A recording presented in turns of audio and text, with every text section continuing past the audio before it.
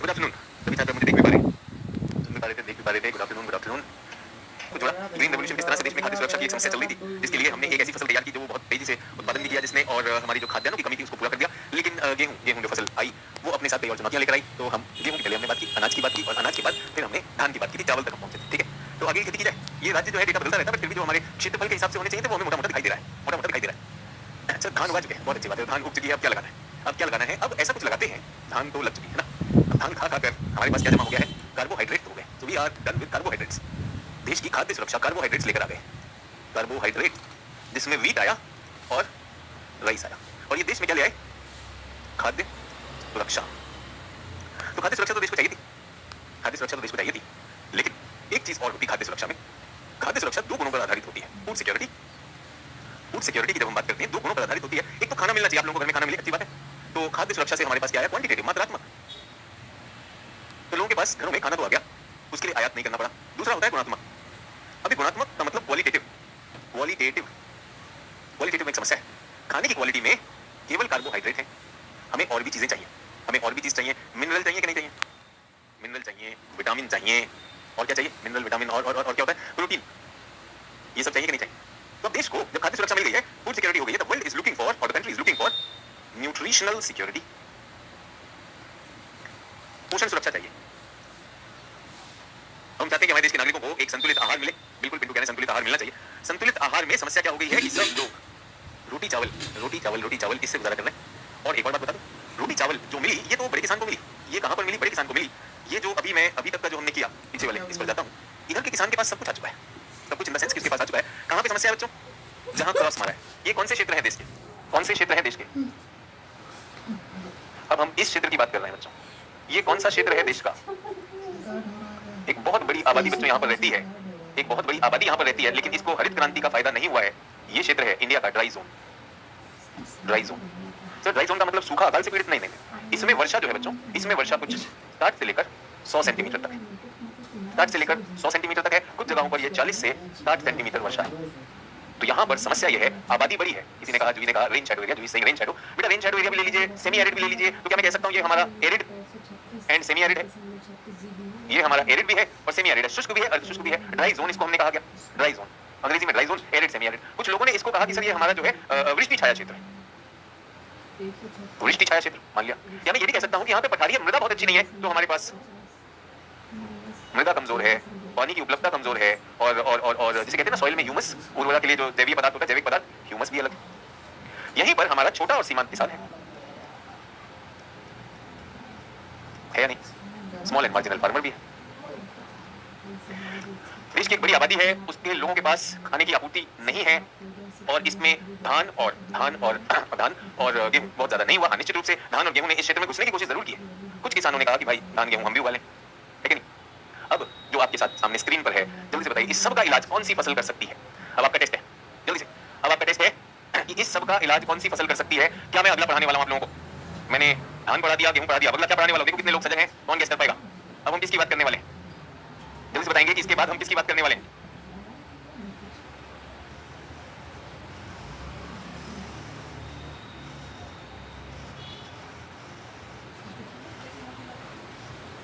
हाँ बिल्कुल सही, बिल्कुल सही, मिलेट्स की बात करने वाले हैं। अब आएगी बात मिलेट्स की। सर ये मिलेट्स क्या होते हैं? मिलेट्स मतलब मोटा अनाज।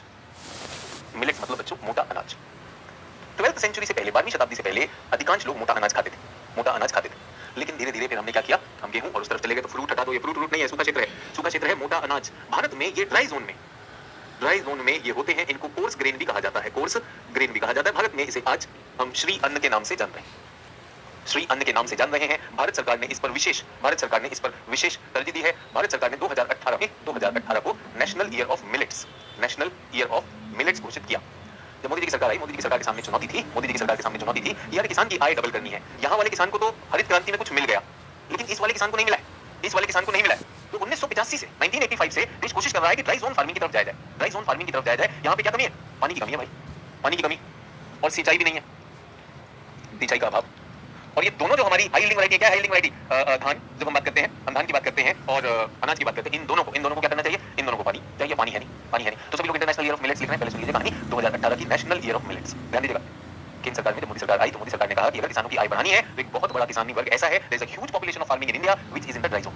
ड्राई जोन की आबादी की इनकम कैसे बढ़ाई जाए? तो सरकार ने कहा नेशनल ईयर ऑफ मिलेट्स। तो मिलेट्स को केंद्र में लाने के लिए कि मिलेट्स पे ध्यान देना चाहिए इसलिए किया गया। उसके बाद मोदी सरकार ने यह बात यूएन में भी प्रस्ताव दिया। यूएन में हमने प्रस्ताव दिया, यूएन में भारत ने प्रस्ताव दिया यार मिलेट्स पे दुनिया को ध्यान देना चाहिए। हमने कहा यूएन में जो हमारे ट्रॉपिकल और सब ट्रॉपिकल कंट्रीज हैं, ट्रॉपिकल एंड सब ट्रॉपिकल में जो एरिड एंड सेमी एरिड देश हैं उन सब में यही तो उगता है, तो क्यों नहीं हम इसको विश्व में मान्यता दिलाएं, विश्व में हम लोग इस पर बात करें। और जब भारत ने प्रस्ताव दिया तो 72 देशों ने 72 कंट्रीज एक्सेप्टेड इट, और जब 72 देशों ने एक्सेप्ट किया तो 2023 को इंटरनेशनल ईयर ऑफ मिलेट्स घोषित किया गया।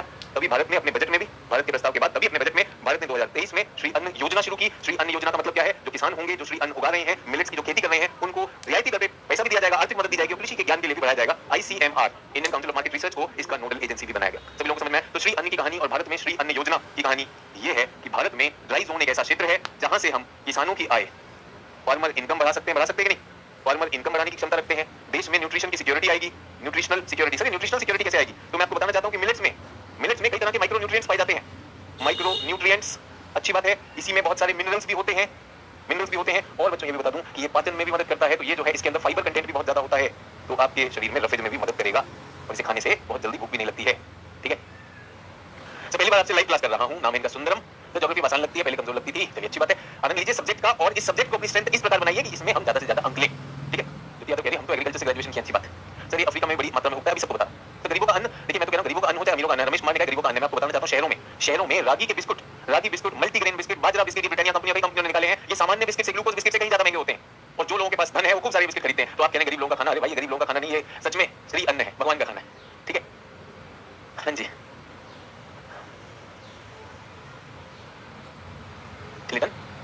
बाजरे की रोटी खाकर क्लास करना, अरे जो मर्जी करो, तो न्यूट्रिशनल सिक्योरिटी, अच्छा खाना है, हेल्दी खाना है। तो हमारे फार्मर की इनकम बढ़ेगी, न्यूट्रिशनल सिक्योरिटी आएगी। कि आपको ये लगता है कि देश में जो एक असमान विकास है उसमें भी कमी आएगी? तो बैलेंस्ड रीजनल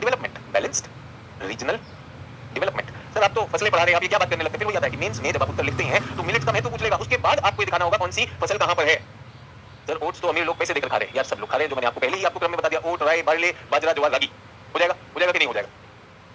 चलिए, तो सर छत्तीसगढ़ में बहुत बढ़ावा दिया जा रहा है, सब जगह पूरे देश में। और खासकर बता दूं जो हमारा पठारी क्षेत्र, आप देखिए ना, अगर आपका राज्य इस मानचित्र में आता है, और मैं तो कह रहा हूं पहाड़ी क्षेत्रों में भी, हिमाचल में भी, उत्तराखंड में भी मिलेट्स होते हैं। जो मैंने आपको कहा ना, राई, बार्ले, ओट्स, ठंडे क्षेत्र के भी कोर्स ग्रेन है, गर्म क्षेत्र के भी कोर्स ग्रेन है। तो ये राकेश सिंह कह रहे इंटरनेशनल मिलेट ईयर 2023 क्यों घोषित किया गया?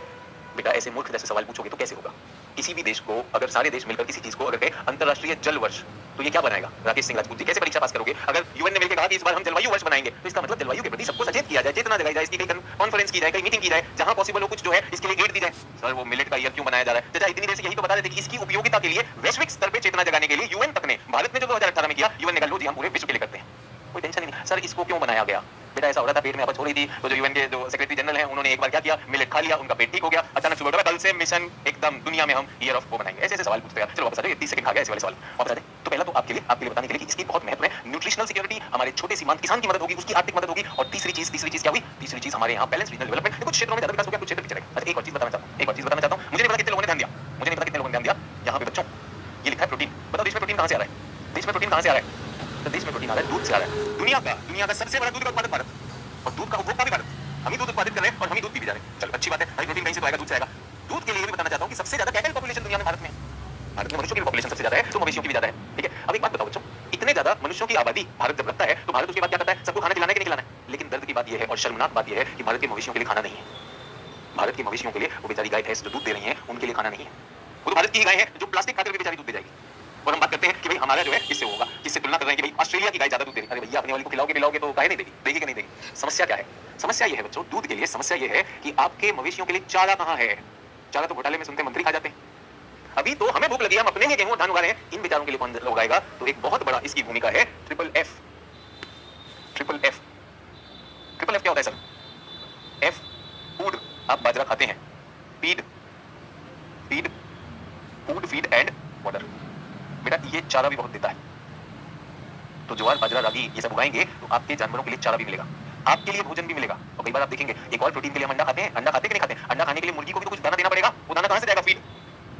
यूएसए में ये सारा का सारा रागी और ये सारे के सारे मिलेट्स जो है जानवरों को पाल के मोटा करने के लिए, ताकि उनका मीट निकाला जा सके, यूज होता है। सभी को मिलेट समझ में आए कि नहीं आए? तो मिलेट के बहुत ज्यादा उपयोगिता है, मिलेट का प्रश्न नहीं आता है, सोच के रखिएगा। भारत के ऐसे क्षेत्रों में जहां पानी का अभाव है, जहां छोटे सीमांत किसान रहते हैं, where we have limitations of physical geography and human geography, और जहां भारत में एक बहुत बड़ी कमी महसूस हो रही है न्यूट्रिशनल सिक्योरिटी की, उसको सबको पूरा कर सकता है मिलेट। तो क्या आपको लगता है कि भारत सरकार ने एक अच्छी सोच दिखाई है, अच्छा सोच राष्ट्रीय स्तर पर भी और अंतरराष्ट्रीय स्तरों पर भी? तो ये पहली बात जो मैं आप तक लाना चाहता था। अब हमारे हैं फिर से एक और चीज मैं यहाँ पे डालता जाता हूँ और फिर आपकी समझ भी बेहतर होती जाएगी। तो भारत के ड्राई जोन भी आपको यहीं पर दिखा देता हूँ।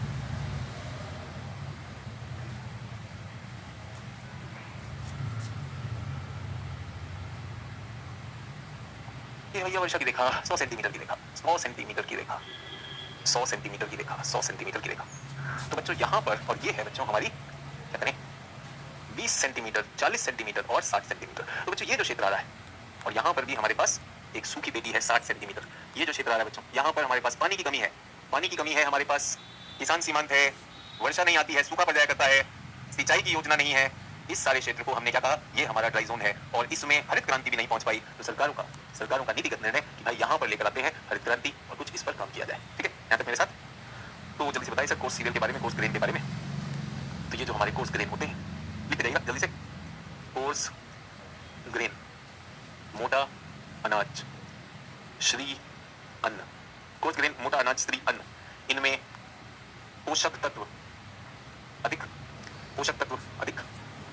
ये सूखे इसको झेल जाते हैं, तो सूखा रोधी क्षमता अधिक। अंग्रेजी वालों के लिए ड्रॉट रेजिस्टेंट होते हैं ये। हाई न्यूट्रिशनल वैल्यू होती है इनमें, हाई न्यूट्रिशन होता है इनमें।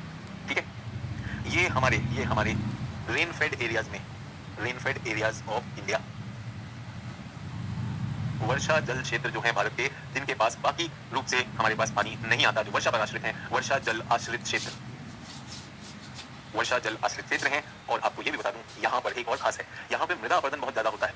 These are high soil degradation areas, soil degradation areas हैं ये, सॉइल डिग्रेडेशन एरियाज, मृदा क्षरण के क्षेत्र। अब ये फिर से बता रहा हूँ, जब कृषि आपसे शुरू की है तो ये सारे विचार आपके पास ला रहा हूँ मेंस को ध्यान में रखते हुए, कि ये वैसे क्षेत्र थे जहाँ पे बाकी सबका अभाव था, पानी का अभाव था, मृदा का भी बहुत सारी समस्या हो सकती है, सब कुछ है। नीरू कह रही है फाइबर क्या होता है, नीरू कह रही है फाइबर क्या होता है। तो नीरू आप ये क्यों पूछ रही है मुझसे फाइबर क्या होता है? क्या आपके पास गूगल नहीं है क्लास रोक कर फाइबर? चलिए आगे बढ़ते हैं, फाइबर क्या होता है, सब कुछ चल रहा है। हाँ जी, तो सॉइल डिग्रेडेशन हो गया, मृदा क्षरण के क्षेत्र हैं, और यहाँ पर हमने कहा ये इसमें मदद कर सकते हैं, ये फूड फीड जानवरों को खिलाने, फूड मानव का, फीड जानवर का, और तीसरा फूड फीड और क्या कहा हमने, ऑर्डर चारा भी ये प्रोवाइड करते हैं। अब इसमें 3 चीजें लिखना चाहता हूँ। क्या लिखा बच्चों मैंने? आसान चीजें बता रहा हूँ आपको बहुत मजे से, ताकि आप कभी ना भूलें। बाजरा, ठीक है, दिलीप कुमारी जी क्लास में दोबारा देख लीजिएगा, कोई दिक्कत नहीं है। तो क्या एमएसपी एरिया आधारित फसल पे लेते, वीरेंद्र कुमार जी इकोनॉमिक्स की क्लास, ठीक है। सभी लोग मेरे साथ, डाउट इससे पूछें, बाजरा लिख दिया? जो आपने मानचित्र बनाया, लेकिन आपने मानचित्र बनाया नहीं, तो मैंने बनाया, चलिए आप भी एक मानचित्र बना लीजिए, वाला बना लेंगे बच्चों। मैं अभी आपके लिए एकदम डाउट खत्म हो जाएगा, एक छोटा सा ये बनाइए, और इस पे क्या लिखेंगे बच्चों, BAJRA। मैंने आप लोगों को एरिया बता दिया है कि बाजरा कहाँ होता है, बाजरा बच्चों यहाँ होता है, ज्वार कहाँ होता है, यहाँ होता है, और रागी कहाँ होता है, रागी यहाँ होता है। हमेशा के लिए याद कर लीजिए बाजरा। देखिए जैसे जैसे इधर जाएंगे, सबसे कम पानी में ये पलेगा, सबसे कम पानी, वैसे ही पानी कम लेते हैं, लेकिन सबसे कम पानी में बाजरा चलेगा। उसके बाद इन तीनों में अधिक चला। फॉर्मूला एक बार अगर बना लिया, दिमाग में रुक गया तो कहीं नहीं जाएगा। बाजरा क्या है, कहाँ है, वो हो जाएगा। तो बाजरा ज्वार। तो सबसे सूखा क्षेत्र कौन सा है? सबसे सूखा क्षेत्र यहाँ था बाजरा, बीच में ज्वार और इधर रागी। तो अगर मैं आपसे पूछूं बाजरा कहाँ पर हो रहा है, सिर्फ बिना पढ़े, तो बाजरा राजस्थान। और रागी कहाँ का है? सर ये तेलंगाना कर्नाटक का है, सर ये तेलंगाना कर्नाटक का है, ठीक है। जल्दी से बताओ, एक छात्र ने भी लिखा था सर को पढ़े, एशिया का 80% और विश्व का 20% बाजरा भारत में। Be very proud of it. Bharat बहुत बड़ी चीज है बाजरा के उत्पादन में। वो अलग बात है कि हम लोग बाजरा को इतना ज्यादा नहीं करते। तो एशिया का 80%, विश्व का 20% भारत उत्पादित कर रहा है। और मैं आपको ये भी बता दूं कि इसको कौन उत्पादित कर रहा है। सोचिए भारत के अलावा बच्चों सूडान, नाइजर, नाइजीरिया, आप समझ सकते हैं सारे के सारे ऐसे क्षेत्र हैं जो अर्धशुष्क क्षेत्र हैं। और जब हम यूएन में जाते हैं, हम कहते हैं भाई इसका उपयोगिता है, तो ये लोग हमारा समर्थन करेंगे कि नहीं करेंगे, नहीं करेंगे। तो बहुत ही सिंपल सा तरीका है कि 80% विश्व का बाजरा भारत उगा रहा है, 20% विश्व का 20% और एशिया का 80% हम उगा रहे हैं, ठीक है। ये कहां पर होता है? ये सैंडी सॉइल में हो जाएगा, रेतीली मृदा में भी हो जाता है।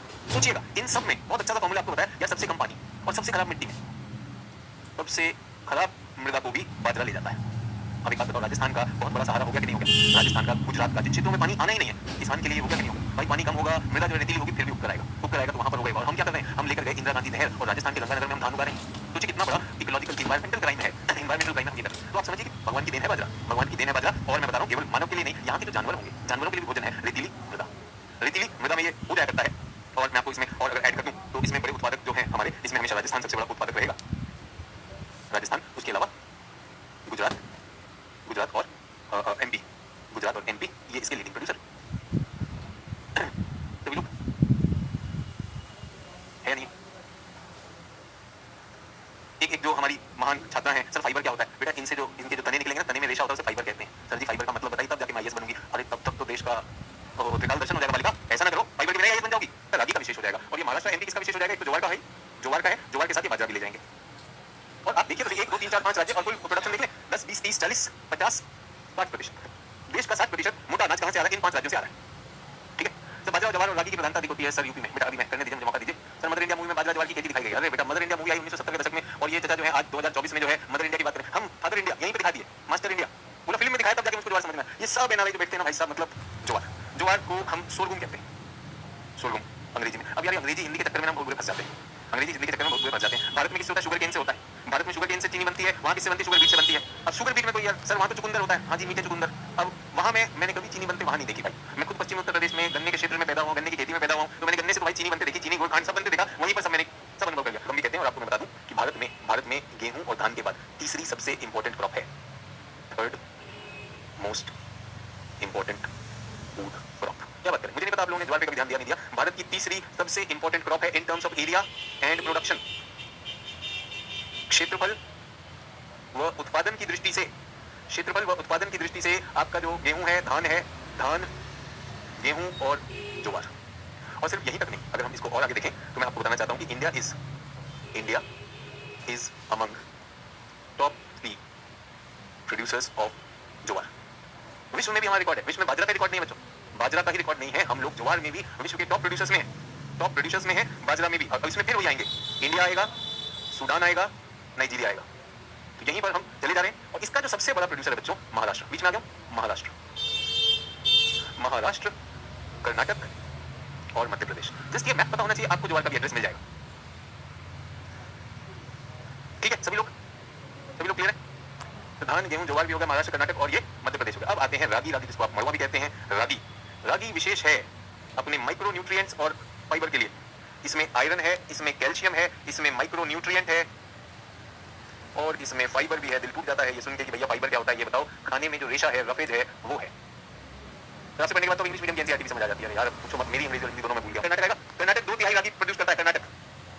कर्नाटक भारत की 2/3 रागी का उत्पादन कर्नाटक से हो रहा है। उसके बाद इसके ऊपर आपको कर्नाटक के ऊपर महाराष्ट्र भी मिल जाएगा।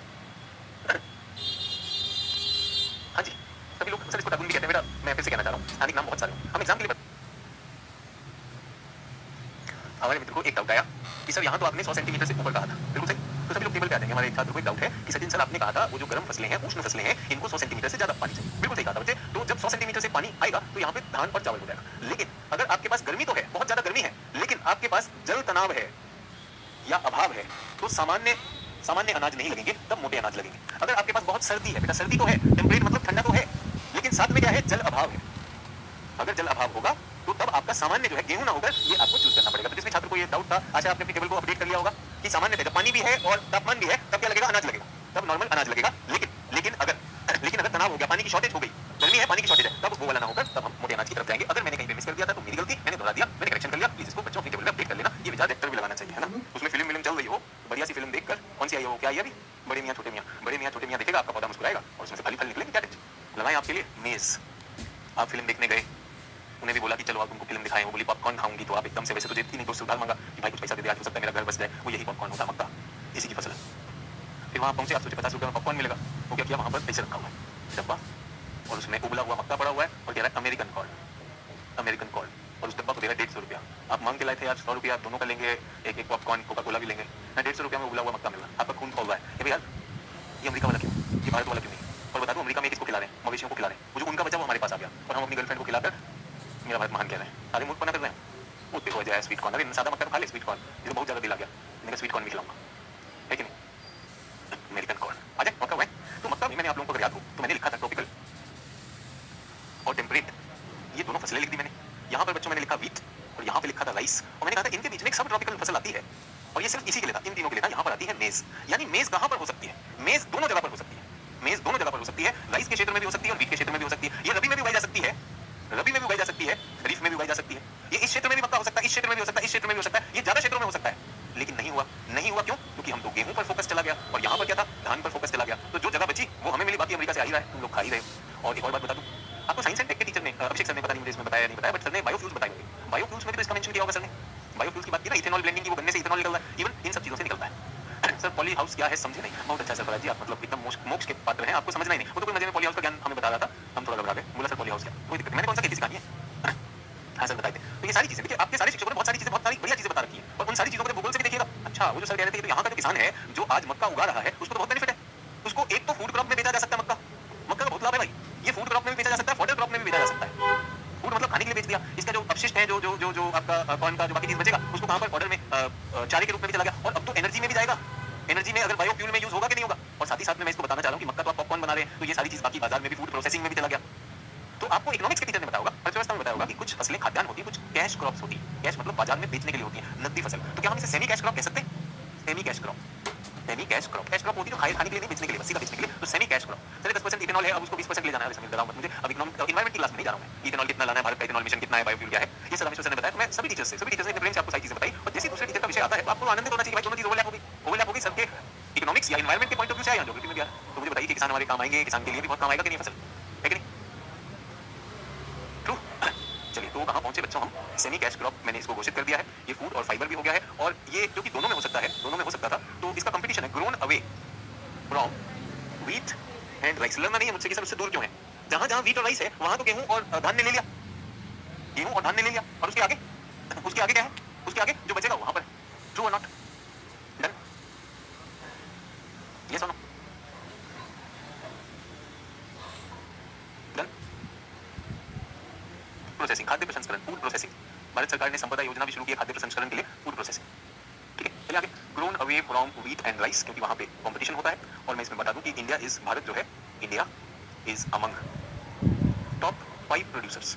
इनमें भी भारत, देखिए भारत के पास इतनी बड़ी आबादी भी है बच्चों, हमारे पास एक एग्रीकल्चरल पॉपुलेशन भी है, तो हम जो है इतने बड़े क्षेत्र में आएंगे, top 5 producers and area under cultivation. तो भारत जो है जिन देशों में ज्यादा क्षेत्रफल है मक्का का, उन टॉप 5 देशों के साथ आता है। बड़े देश वो होंगे जहां सोचिए जहां पर बहुत सारे मवेशी होंगे। बताइए वर्ल्ड में एनिमल फार्मिंग कहां पर हो रही है? क्या आपको प्रेरी याद है? प्रेरी यूएसए में होगा, या आपको दक्षिण अमेरिका में कहीं पर जानवर मवेशी जहां पाले जाते हैं जिनको खाना खिलाना होगा, कौन से कोई घास क्षेत्र याद आता है? प्रेरी के बाद दक्षिण अमेरिका में पेम्पास कौन से देश में? अर्जेंटीना, आसानी से याद हो जाएगा, यूएसए है, अर्जेंटीना है, ब्राजील है। ब्राजील में तो मेरे ख्याल से आपको कहीं ना कहीं शिक्षक ने बताया होगा, ब्राजील बहुत बड़ा बायोफ्यूल के उत्पादक में जा रहा है, तो बायोफ्यूल में आ जाएगा, ब्राजील आ जाएगा। देखिए कितने लोग जो है सही आंसर दे रहे हैं, आपको देखिए जो लोग, देखिए कई लोग तो सिर्फ चैट के लिए आए हुए हैं, बट आप लोग जब इसको देखते हैं, जब आप लोग इसको देखते हैं तो आपको एकदम लगेगा हाँ यार, लोगों को एकदम क्लिक करता है, अगर सर सही हिंट दे दें तो सब लोग सही आंसर देते हैं। तो आपको यूपीएससी प्रीलिम्स के दिन हिंट तो देगा, सचिन सर का काम तो यूपीएससी करेगा, वहां पे 2-3 आंसर होंगे कि नहीं होंगे, बिल्कुल मजे से आप एकदम से गेस कर लोगे कि नहीं कर लोगे। तो यूएसए, अर्जेंटीना, ब्राजील, इन सब में है ये, ठीक है। और मैं एक बात बता दूं आपको, India has developed it's high yielding variety also, high yielding variety. हमने इसकी जैसे गेहूं की निकाली थी बेहतर उपज की वैरायटी, तो हमने यहाँ भी बना ली है। तो भारत के पास अब इसकी उत्पादकता बहुत बढ़ती जा रही है, और सबसे बढ़िया जो राज्य है कर्नाटक राज्य, सबसे उपयुक्त, सबसे उपयुक्त यहाँ पर जो दशाएं हैं, एग्रो क्लाइमेट, कृषि और जलवायु, ठीक है। ये हो जाएगा कर्नाटक के बाद, कर्नाटक है, तेलंगाना, आंध्र प्रदेश है, और हमारे पास मध्य प्रदेश बहुत अच्छा चल रहा है, इसमें मध्य प्रदेश भी कर रहा है। और यहीं पर मैं आपको बताना चाहता हूँ सोयाबीन भी है, जो चीजें उसमें हो जाएगा। निशा कुमारी कह रही है सर कभी हिंदी में भी लिखिए, निशा कुमारी, ये देखो निशा जी के लिए, भारत विश्व के, निशा जी फीस दी होगी, वसूल करवानी आप पढ़ने के लिए, थोड़ी आप पूरा टीजीएस में एडमिशन के लिए, आईएएस बनने के लिए पैसा दिया, मास्टर जी कैसे नहीं बोलेगा, अभी जमूरा बोलेगा। विश्व, भारत विश्व के 5 सर्वोच्च, क्या है भाई ये, मक्का उत्पादन क्षेत्र वाला देश है, और जमूरे लिखा कि दोनों खरीफ और, ये लिखा ना खरीफ और रबी दोनों में होगा। बढ़िया फसल है, हमारे किसान के लिए बहुत काम आएगी। और हाई यील्डिंग वैरायटी जो होती है, high yielding variety HYVV sir लिखो तभी होगा, हाई यील्डिंग, अधिक उपज प्रजाति या प्रकार वैरायटी।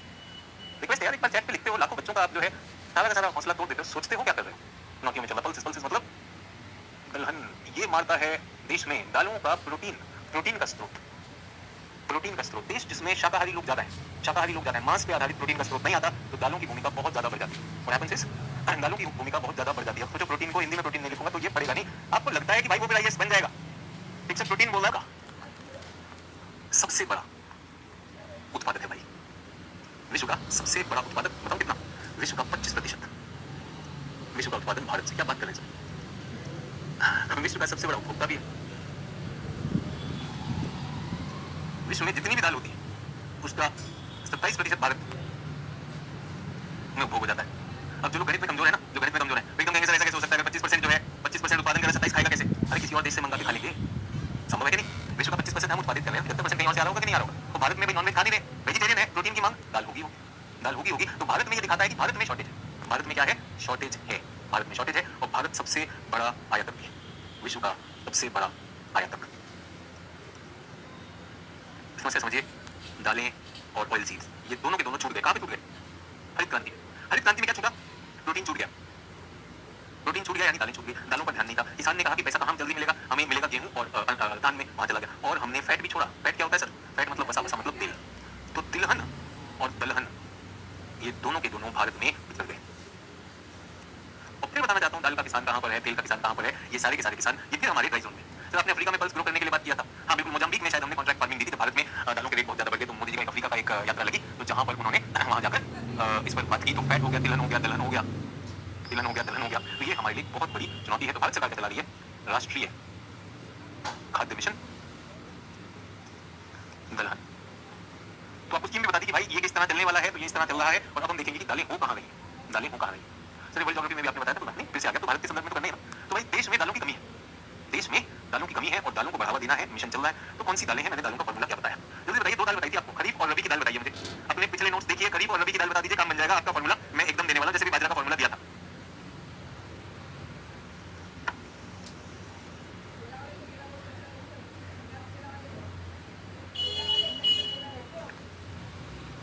टॉपिकल है, ये तूर हो गया और ये आपका क्या हो गया? ये चना हो गया, चना हो गया। दालें बन गई, फॉर्मूले से बन गई। अब आपको पता है तूर दाल कहां पे है, लेकिन मैंने तो मसूर दाल भी देखी। और जो बच्चे समाचार पढ़ रहे हैं, तो भारत दुनिया का सबसे बड़ा मसूर दाल का उत्पादक हो गया। मसूर दाल को लेंटिल कहते हैं, मसूर दाल को लेंटिल कहते हैं। तो सचिन सर ये तो गड़बड़ हो गया, आपने सिर्फ दो ही दाल बताई, चना और तूर। तूर को हम क्या कहते हैं? अरहर। तो बेटा बात ये है कि मैंने आपका काम आसान करने के लिए ये बताया। उसका कारण बताता हूं क्या है, कि भारत की अगर 60% में दालें देखो तो वो चना प्लस अरहर है। तो 60% दालें भी हमारा काम कर देंगे, 60% दालें हमारा काम कर देंगे। चना हमारा क्या होगा? रबी में आ रहा है, और अरहर कहाँ आ रहा है? खरीफ में आ रहा है। और ताकि आप लोगों को बहुत जगह डेटा ना ढूंढना पड़े, तो मैंने आपके लिए दालों का कुछ डेटा भी इकट्ठा किया था। एक बार मुझे देखना पड़ेगा कि दालों का डेटा है मेरे पास 2018-19 का डेटा, 2018-19 में जरा देखिएगा, लिखेंगे सभी लोग, डेटा दे रहा हूँ 2018-19 का डेटा। एकदम से लेटेस्ट डेटा सारा नहीं आता, बट इसमें मोटा मोटा हमारा काम हो जाएगा। तो चना दाल बच्चों कुछ 43% है। तूर दाल, तूर या अरहर दाल जो है, तूर या अरहर, ये दाल हमारे पास कितनी है? तूर या अरहर कुछ 15%। तो ये आपस में मिलकर कितने हो गए? 60% हो गए, दोनों के दोनों 60 हो गए कि नहीं हो गए? 60% ही हो गए। इसके बाद उड़द दाल, उड़द, इसको काला चना कहते हैं। काला चना भी इसका नाम है। ये बच्चों उड़द या उड़द दाल ही रखते हैं। आपको काला चना और हरा चना दूंगा तो कंफ्यूज हो जाएंगे। उड़द आपने नाम सुना है, उड़द दाल, ये बच्चों कुछ 13%। मूंग दाल, ये हमारी कितनी होगी? ये 10%। और मसूर दाल ये 6%। तो मुझे तो इसमें ज्यादा इंटरेस्ट था, तो मैंने आपके लिए ये कर दिया। चलेगा सर? उड़द मूंग मसूर आपने ये बताई नहीं बेटा, इनमें बहुत मजेदारी वाली बात है, ये रबी भी है प्लस खरीफ भी है। तो हमारा किसान इन्हें दोनों सीजन में उगा सकता है। अच्छा एक और चीज बताना चाहता हूँ, कितने लोगों को अपना इन्वायरमेंट का याद है कि सर ने बताया होगा कि एटमॉस्फेयर का नाइट्रोजन हमारी मृदा में, सॉइल में फिक्स करती है फलीदार पेड़, लेग्यूमिनस क्रॉप। ऐसा पढ़ा आप लोगों ने कि फसल मृदा में लेग्यूमिनस क्रॉप, ऐसा पढ़ा? नाइट्रोजन फिक्सिंग बैक्टीरिया अगर याद हो तो मैं सर वाला आपका यहाँ पे कनेक्ट कर रहा हूँ।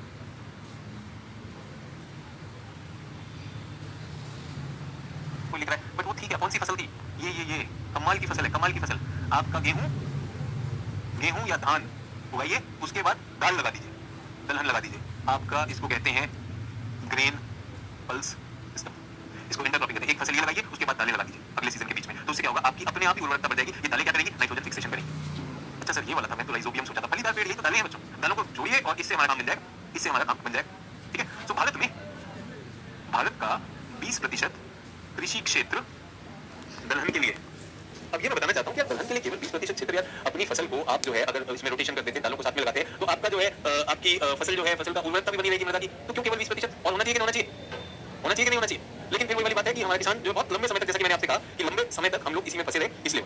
अब ये मैं बताना चाहता हूँ कि रबी फसल में भारत की 60% दाल रबी फसल की, ठीक है। और खरीफ वाली कितनी है? खरीफ फसल 40%। तो आप क्षेत्र समझ सकते हैं कि क्षेत्र में होगा। आपने देखा कभी चना जो है हमारा 43% है कि नहीं? 43% है, तो ये हमारा खरीफ और रबी से भी हो जाता है। अच्छा सर, रबी की अगर कुछ दालें हो तो सर वो बता सकते हैं? तो रबी की अगर मुझसे कुछ दाल कहें तो हमारा चना मसूर मटर राजमा इसमें उगाते हैं। खरीफ में हमारे पास जैसा कि मैंने आपसे कहा कि ये अलग अलग हो सकती है। इसमें जो हमारी सबसे इंपॉर्टेंट है वो तूर दाल है। तूर को ही आप अरहर कहते हैं। तूर अरहर उड़द व मूंग दाल। लेकिन सर आपने तो कहा ये दोनों में हो सकती है। बिल्कुल दोनों में हो सकती है, ये आपके लिए विशेष होगी। सभी लोग क्लियर? दाल बहुत ज्यादा इंपॉर्टेंट है। 2022-23 में देश में कुछ 27.5 मिलियन टन दाल उगाई गई। 27.5। इसी को गेहूं से कंपेयर कर लीजिए, वो 90 मिलियन टन जा रहा है। तो गेहूं के मामले में काम है कि नहीं? निशा कुमारी जी लिख रही हैं मूंगफली। निशा कुमारी जी भावना को कंट्रोल करिए। मूंगफली तिलहन में आएगी। मूंगफली का तेल निकलता है, दाल नहीं होती मूंगफली। और कैसे लोग मूंगफली को दाल बना के खा रहे हो बड़ी बात है, लेकिन कोई बात नहीं, खाई जाओ, कोई फर्क थोड़ी पड़ता है। मूंगफली खानी चाहिए, सेहत बनी। ठीक है, अब हम काम करें। इसमें उत्पादक कौन है हमारे पास? मध्य प्रदेश, बल्कि मैं तो कहूँगा राजस्थान हमारा। इसमें राजस्थान जाएगा। राजस्थान, महाराष्ट्र, एमपी, ये हमारे बड़े उत्पादक। फिर आप देख रहे हैं शुष्क क्षेत्र, ड्राई जोन। ड्राई जोन की उपयोगिता देखिए। आप सोचिए कि हमारे देश में न्यूट्रिशनल सिक्योरिटी चाहिए। हमारा छोटा सीमांत किसान भी वहां पर है। सरकार सच में क्षेत्र पे फोकस दे। हमारा ये किसान बैठा हुआ है अपनी तकदीर अपना भाग्य बदलने के लिए, और देश की भी बहुत ज्यादा चीजें फसल पूरी करने के लिए। अरहर की फसल ज्यादा समय लेती है बेटा। फिर वही बता रहा हूँ, आपको कृषि थोड़ी करना है।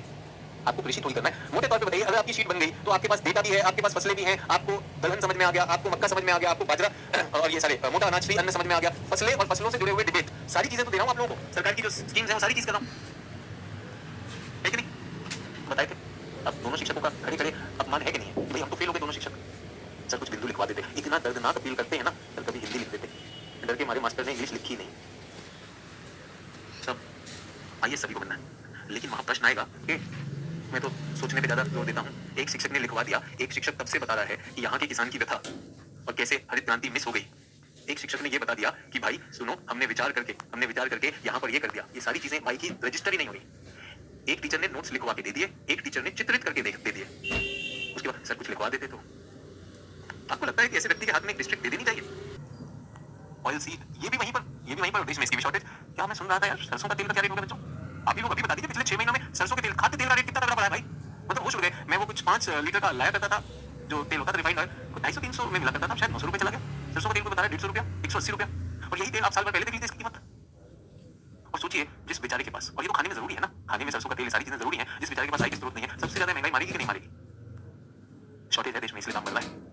दो चीजों के दाम ने छत तोड़ के हमारी लोगों की, मध्यवर्गीय लोगों की, और जो लोग आय में निचले स्तर के हैं उनकी कमर तोड़ी है। दाल और तेल। दाल खाने का हिस्सा होता है प्रोटीन, और तेल हर जगह तो यार यूज होगा, थोड़ा तो तेल यूज होगा।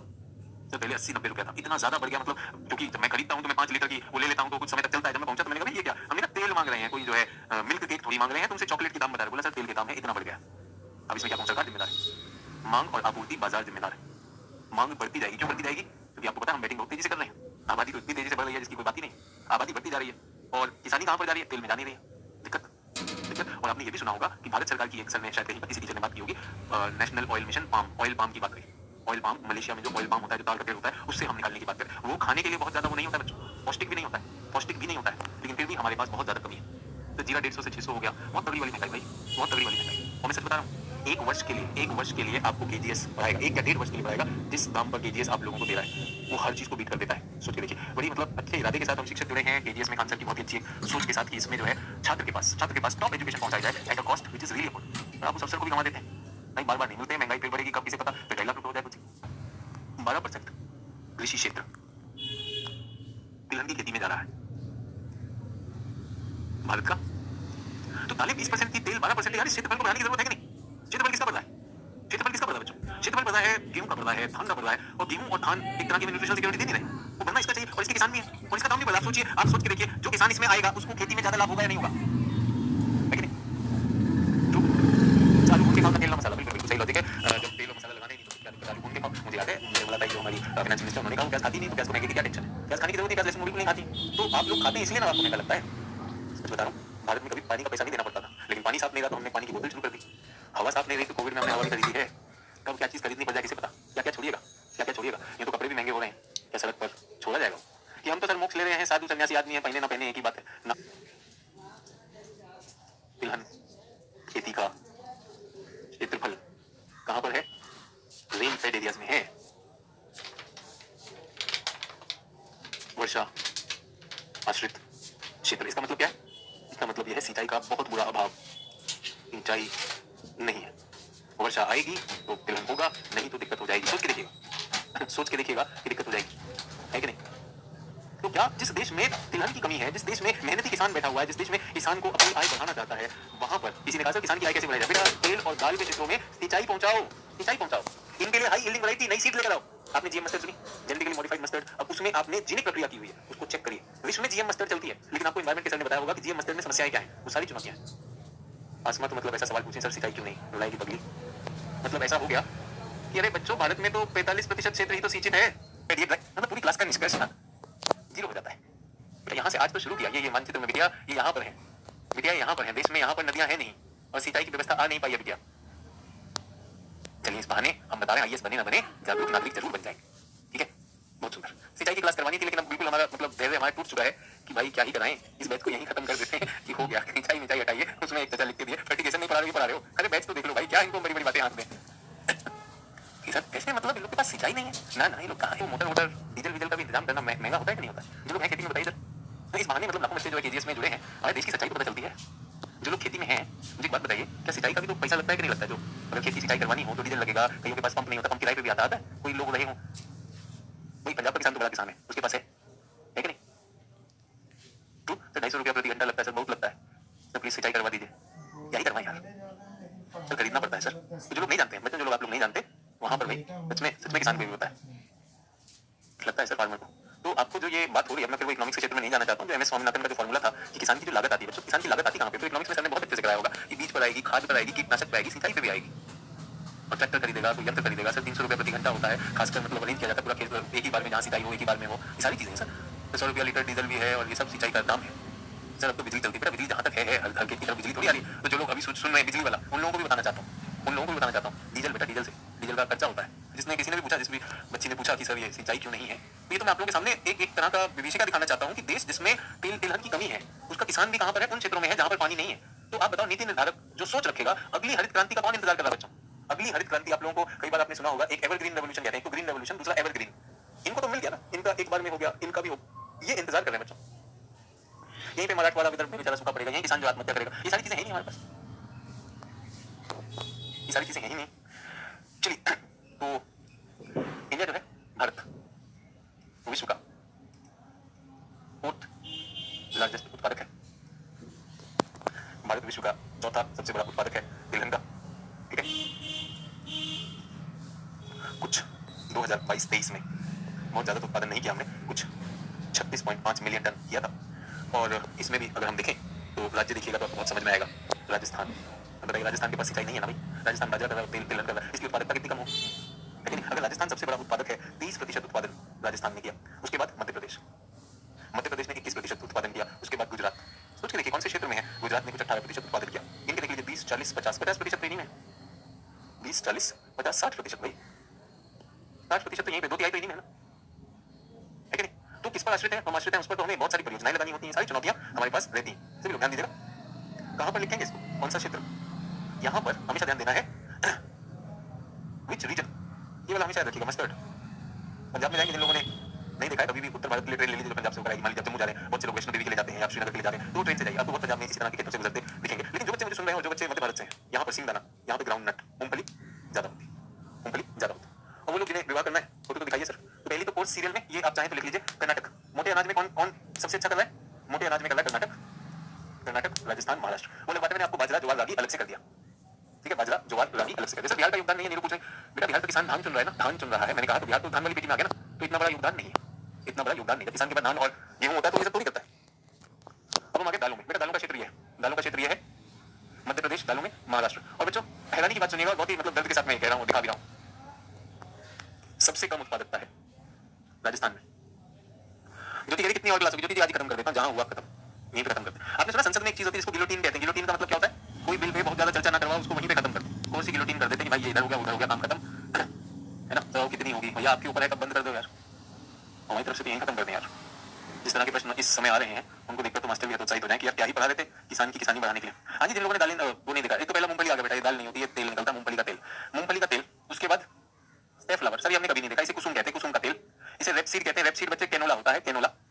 सोयाबीन, सोयाबीन का भी तेल होता है, ये मध्य प्रदेश में अच्छा कर रहा है, मध्य प्रदेश, ठीक है? उसके बाद लिनसीड, लिनसीड ये होता है, लिनसीड ये मस्टर्ड सरसों का भी तेल निकलता है, सरसों के दानों से तेल निकलता है। कैस्टर अरंडी का तेल होता है। और इसम सेसमी क्या होता है, ये आपका तिल का तेल, तिल का तेल, तिल का तेल।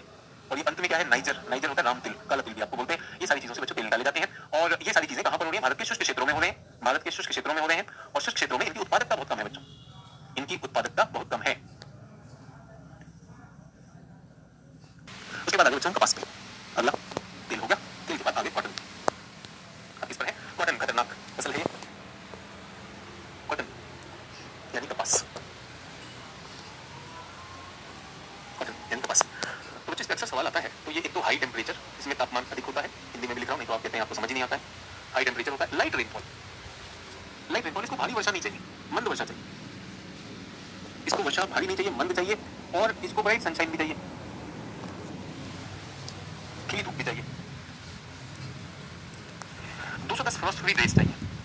अब देखेंगे मैंने किसी और फसल के लिए ऐसा नहीं लिखा, इस पे प्रश्न आ जाता है इसलिए करवाना, ठीक है। फ्रॉस्ट फ्री डेज, तो वर्ष में 210 दिन तुषार रहित, मतलब इस फसल को पाला नहीं पड़ना चाहिए, पाला नहीं पड़ना चाहिए, पाला नहीं पड़ना चाहिए, ठीक है। और जब इसकी कटाई हो रही हो, कटाई के समय वर्षा नहीं होनी चाहिए, कटाई के समय वर्षा नहीं होनी चाहिए, फ्रॉस्ट फ्री डेज होने चाहिए, ठीक है। कीट से बचाव के लिए क्या चाहिए, पेस्टिसाइड चाहिए, बहुत सारे कीटनाशक डालने पड़ेंगे।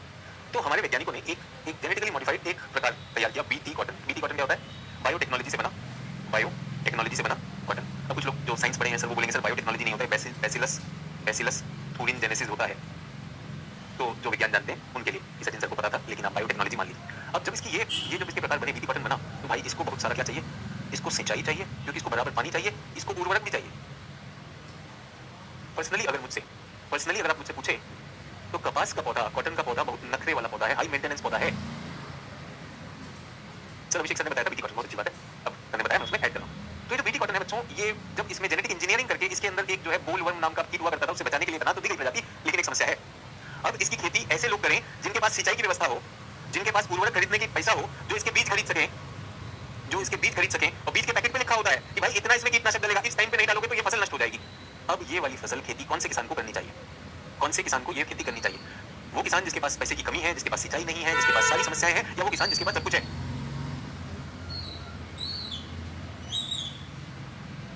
जल्दी से बताइए। चाहिए तो रिच किसान को करना चाहिए, बिल्कुल रिच किसान को करना चाहिए। आपको बहुत मजे से कुछ चीज मैं दिखाना चाहता हूँ, हैरानी हो जाएगी आपको। ये बाजरा है, बाजरा, ये मूंगफली और ये कपास, ठीक है। अब मैं आपको बताना चाहता हूँ कि इनकी वर्ष में फ्लक्चुएशन कैसे होती है, इसको हटाना पड़ेगा, इसको यहाँ पर लाए।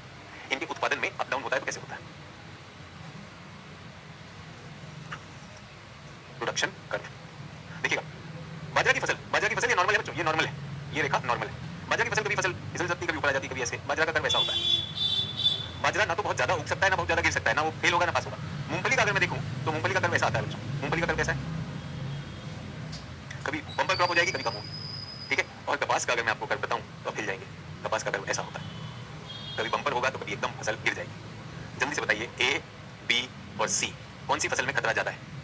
इतना फसल है, कभी ज्यादा हो जाती, कभी कम हो जाती, ज्यादा हो जाती, कम हो जाती, ज्यादा हो जाती। बाजरा वहीं पर रहता है, टक टक टक, कभी ज्यादा, कभी कम, थोड़ा ज्यादा, थोड़ा कम। मूंगफली, अरे इस बार अच्छी फसल, नहीं इस बार बहुत अच्छी नहीं, इधर, अरे लॉटरी लग गई, हम अमीर हो गए, अरे जान देनी पड़ेगी, इस बार तो कर्जा गया। अब ये जुआ है कि नहीं। अब बताओ छोटे किसान को खेलना चाहिए, नहीं खेलना चाहिए। लेकिन ये तरस है भाई, इसमें अगर बोनस लग गया तो आपके पैसे की सारी कमी चली जाएगी, क्योंकि कपास जो है कहाँ पर जाएगा, कपास से कपड़ा बनता है, सूती कपड़ा उद्योग भारत में बहुत बड़ा काम है। तो कपास तो चाहिए, अगर टल गया तो बोनस, लगा तो तीर, नहीं तो तीर अपने को लग जाएगा भाई, हीरो से जीरो। और यहाँ पर महाराष्ट्र के किसानों ने, बहुत से किसानों ने ये वाला रिस्क ले लिया। पैसा था नहीं, पैसा किससे लिया, उधार ले लिया। किससे ले लिया, मनी लेंडर, सूदखोर ने उधार ले लिया। मनी लेंडर से आपने उधार ले लिया, मनी लेंडर से जब आप गए आपने उधार ले लिया, उसने कहा इतने सूद पे, इतने ब्याज पे, आप विश्वास नहीं करोगे, 30% ब्याज, 40% ब्याज, 50% ब्याज। बैंक क्या ब्याज देता है, बैंक 2, 3, 4, 8, 10%, ये 50-50%। घर बार बिक गए, कर्जे में आ गए, क्यों, क्योंकि लिया तो सब कुछ, वो बीज खराब निकला। बीज की कंपनी कहती हमारा बीज खराब नहीं था, हमने कहा था इस दिन को इतना कीटनाशक डालना, वो कीटनाशक नहीं था उस दिन, और सिंचाई थी नहीं, वर्षा हुई नहीं, तो कपास में नुकसान हो गया, तो बड़ा वाला नुकसान हो जाएगा। दिक्कत है कि नहीं। तो आपको कहीं पे समझ में आया भूगोल, क्यों हमारे किसान, छोटे किसान अगर ये वाला काम करते हैं तो क्यों कर्ज के चक्कर में फंस जाएंगे, और कैसे वो इसमें मार खा सकते हैं। तो पहले हमारे यहाँ करते थे, अब नहीं करते। और सोचो ये क्षेत्र बने किसके लिए, जब प्रकृति ने आपको रेनफेड बनाया है तो आप रेनफेड क्रॉप लीजिए ना भाई, दाल लगाओ, तिलहन लगाओ, क्यों नहीं लगा रहे, लगाओ ना उसमें, लेकिन लगा दिया और फिर और खतरनाक रिस्की क्रॉप है भाई। मुझे तो लगता है रिस्की भी है, नाजुक भी है, एकदम रिस्की। ये वाले को ये वाली खेती जो है रिस्की है, विस्की पी के कर रहा है कोई, अगर वो गरीब किसान अगर ये वाला खेल खेल रहा है। पंजाब के किसान को करने दो खेती भाई, अगर उसका कुछ नुकसान भी होगा तो उसके पास है बफर है, वो मैनेज कर लेगा। ठीक है, कहाँ पर होता है ये, कहाँ पर होता है जल्दी से बताओ, कपास की खेती कहाँ पर होती है? तो कपास की खेती मैं आप लोगों को बताना चाहता हूँ।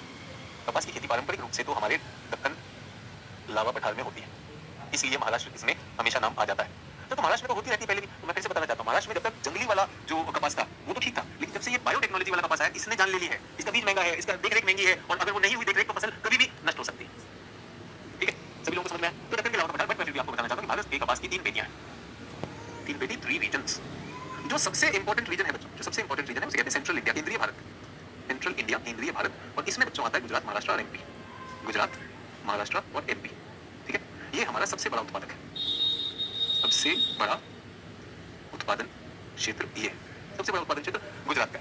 और इसमें भी आपने अगर सुना हो तो गुजरात, महाराष्ट्र की बात नहीं है, गुजरात लार्जेस्ट इसमें उत्पादन करता है। जो लोग कभी सुने हो तो गुजरात का सौराष्ट्र क्षेत्र जो है, सौराष्ट्र क्षेत्र, सौराष्ट्र को हिंदी में लिख लीजिएगा, 90% उत्पादन वहीं से आता है। गुजरात, महाराष्ट्र, एमपी, बिल्कुल सही। जो भी लिख रहा है बबलू बोरी लिख रहा है, ये हमारा डेक्कन लावा, ये हमारी काली मिट्टी, काली मिट्टी जिसे रेगुल मिट्टी भी कहते हैं, काला रेगुल कहते हैं, यहाँ से आता है। ठीक है, तो पहला तो ये आ गया सेंट्रल इंडिया। सेंट्रल इंडिया के बाद दूसरा बड़ा क्षेत्र है दक्षिणी इंडिया, दक्षिणी Bharat, southern India, southern India. ठीक है, सदर्न इंडिया में यहां पर आएगा बच्चों, यहां पर आएगा आपका आंध्र, कर्नाटक, तेलंगाना, आंध्र, कर्नाटक, तेलंगाना और तमिलनाडु। ठीक है, इसमें तेलंगाना सबसे बड़ा है, तेलंगाना लार्जेस्ट प्रोड्यूसर। और जो लोग तेलंगाना के बारे में जानते हैं, तेलंगाना भी तो वर्षा वृष्टि क्षेत्र है, यहाँ पर फिर पानी की कमी, यहाँ पर फिर पानी की कमी है, तो समस्या बच्चों यहाँ पर रहती है। बट फिर भी ये पूरा का पूरा इसमें मोस्टली रेनफेड है। अभी गुजरात में जो ये बांध बने हैं, सरदार सरोवर परियोजना, आप समझ पा रहे हैं ये बांध और परियोजनाएं क्यों बनाई जाती है, इसलिए बनाई जाती है। ठीक है, सदर्न इंडिया में हमने तेलंगाना कर दिया, और जो सबसे मजे में है भाई, और इसमें अगर मुझसे आप प्रतिशत पूछें तो 65% ये उत्पादन कर रहे हैं, और कुछ 20% ये उत्पादन, 85 हो गया। अब हैरानी की बात बताता हूँ, इसमें भी पंजाब आता है, नॉर्दर्न इंडिया, इसमें पंजाब है, और फिर आपका 15% है, और ये 100% सिंचित है, सिंचाई युक्त, यहाँ कोई दिक्कत नहीं, यहाँ पर कोई दिक्कत नहीं है। तो ये हुआ हमारा कपास का क्षेत्र, इसका क्षेत्र हो गया कपास का क्षेत्र। तो लोग मेरे साथ इसी में अगर मैं कॉटन का, तो यहाँ पे गुजरात, महाराष्ट्र, तेलंगाना, राजस्थान, इन क्षेत्रों में ये है, और पंजाब भी हमारा उत्पादन कर रहा है। ठीक है, कॉटन हो गया, गन्ना रह गया, क्लास का समय खत्म हो गया, जल्दी से गन्ना करते हैं। गन्ना, गन्ने में एक विशेष बात आती है, गन्ना शुगर केन, ये भी क्या मैं कह सकता हूँ सेमी कमर्शियल कैश क्रॉप है, सेमी कैश क्रॉप है, क्योंकि इससे एक तो चीनी बनेगी, चीनी, गुड़, अंसारी ये बनता है, और साथ ही में इथेनॉल भी तो बनता है, इथेनॉल जो कि जैविक ईंधन है, बायोफ्यूल, जैविक ईंधन, चीनी, गुड़ ये इसी से बनता है। रामगौर कह रहा है पंजाब में होने का कोई विशेष कारण, रामगौर हमारे पास भूमि फसल, द क्रॉप दैट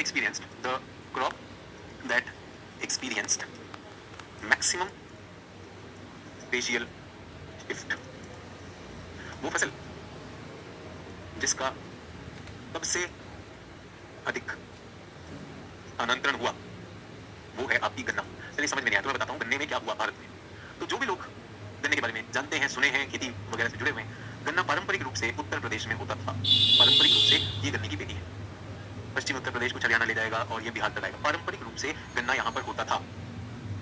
ठीक है, और आज भारत में गन्ने की पेटी खिसक कर यहाँ आ गई है, इसको कहा जाता है स्पेशियल शिफ्ट। इस पे कई बार प्रश्न भी पूछता है, स्पेशियल शिफ्ट यानी स्थानीय स्थानांतरण क्यों हुआ गन्ने की पेटी? कोई भी फसल का ऐसा नहीं हुआ कि एक जगह पे पारंपरिक रूप से होती थी लेकिन वो खिसक कर नीचे आ गई। सर गोरखपुर फेमस हुआ करता था, अरे गन्ने के लिए पूरा उत्तर प्रदेश फेमस हुआ करता था, लेकिन ये खिसक कर पूरी की पूरी पेटी नीचे आ गई, पूरी की पूरी पेटी नीचे आ गई। पहले बता दूं, पारंपरिक रूप से उत्तर भारत में 95% और दक्षिण भारत में 5%, लेकिन वर्तमान में ये 50% हो चुका है। ये दक्षिण भारत में खिसक गया, दक्षिण भारत में खिसक गया। क्यों खिसका? सवाल ये, क्यों खिसका? सवाल ये, सर मिल की कमी होने के कारण। देखिए पूरा चीनी, पूरा गन्ना, पूरा चीनी उद्योग पारंपरिक रूप से सब यहीं पर था, पारंपरिक रूप से सब कुछ यहीं पर था। फिर ये ऐसा हुआ क्यों? ऐसा हुआ क्यों? क्योंकि गन्ना फसल जो है, गन्ना ट्रॉपिकल भी है एंड सब ट्रॉपिकल भी है। गन्ने की 2 वैरायटी होती है, उष्ण और उपोष्ण। तो भारत में कौन सी हो रही थी? उत्तर भारत में उपोष्ण हो रही थी, उत्तर भारत में उपोष्ण हो रही थी। गन्ना दोनों जगहों पर हो सकता था, लेकिन पारंपरिक रूप से गन्ना ऊपर ही हुआ। किसी ने कहा हरित क्रांति का बेटा इससे कुछ लेना देना नहीं, इससे कुछ लेना देना नहीं। गन्ना एक खरीफ फसल है, गन्ना ऐसा नहीं है कि कुछ महीने की फसल बड़ी खरीफ पे कहना गलत होगा, गन्ना साल भर रहने वाली फसल है। गन्ना ऐसा नहीं कि 3 महीने में जो है तैयार हो जाता है, तो गन्ना वहां पे रहेगा, लंबा रहेगा। लेकिन ये पाया गया कि गन्ने के 2 प्रकार हो सकते हैं। तो ये जो आपका जो दक्षिण वाला था, दक्षिण भारतीय प्रकार जो था ट्रॉपिकल वैरायटी, इसमें कुछ विशेष चीजें निकल के आई। पहला, इनमें मिठास अधिक, सुक्रोज की मात्रा अधिक, ठीक है। उसके बाद इनकी उत्पादकता यानी यील्ड प्रति इकाई ये भी ज्यादा थी, और जो इनका उगने व कटाई के मौसम की अवधि,